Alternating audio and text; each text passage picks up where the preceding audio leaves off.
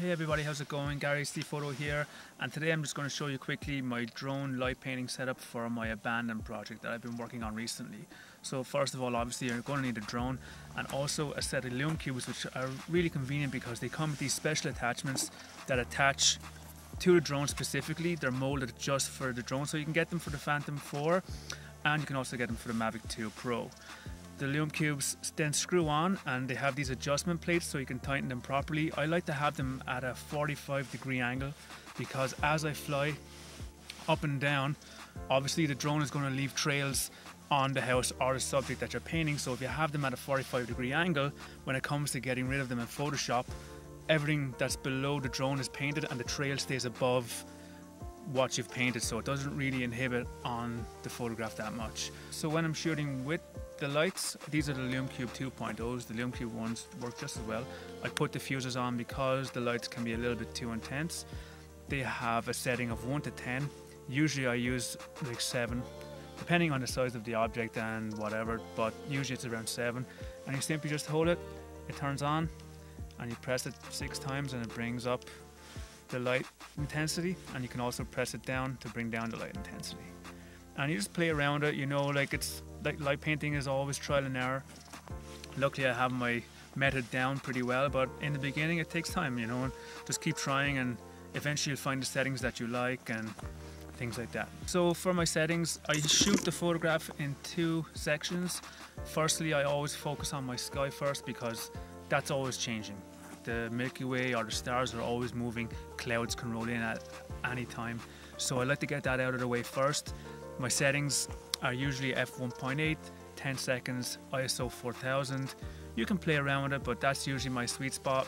Never go beyond 2.8, but in between 2.8 and 1.8 is what I like to shoot for the sky.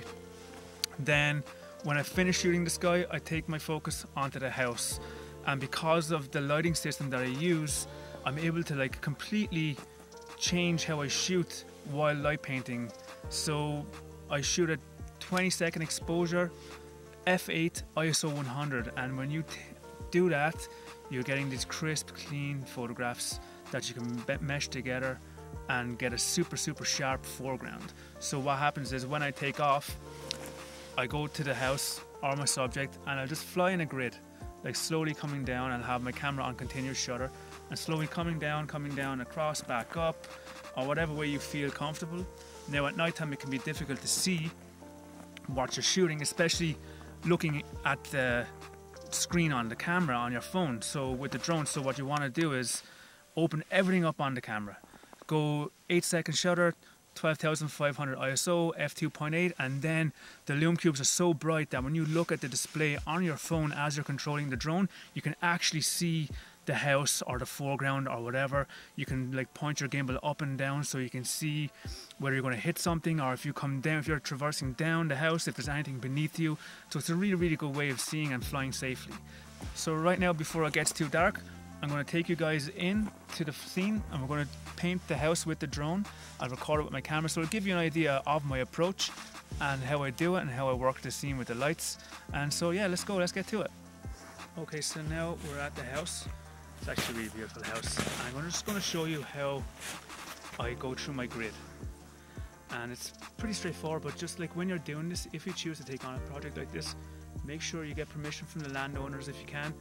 Fly safely and just don't take any unnecessary risks, because safety is really huge these days with drones and this kind of photography and stuff like that. So quick, now I'm just going to take off and I'm going to show you how it works, okay?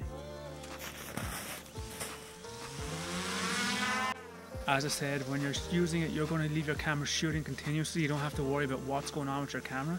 Make sure you just lock in the focus and turn it on to manual focus. And then as you're flying, just pay attention to your screen. Keep an eye on your drone on the building and open up the camera on the drone. So 8 seconds exposure, 12,500 ISO, f2.8, and that should give you enough visibility on the display on your phone or iPad or device to see where you are in relation to your distance from the house. Like roll the gimbal up and down so you can see if there's anything beneath you as you come down and go across, and it's just a really good way to make sure that you don't hit anything, because that's the last thing anybody wants. So with that, now we're going to take everything from this and go back to the studio and edit everything in Photoshop and Lightroom and see how it turns out.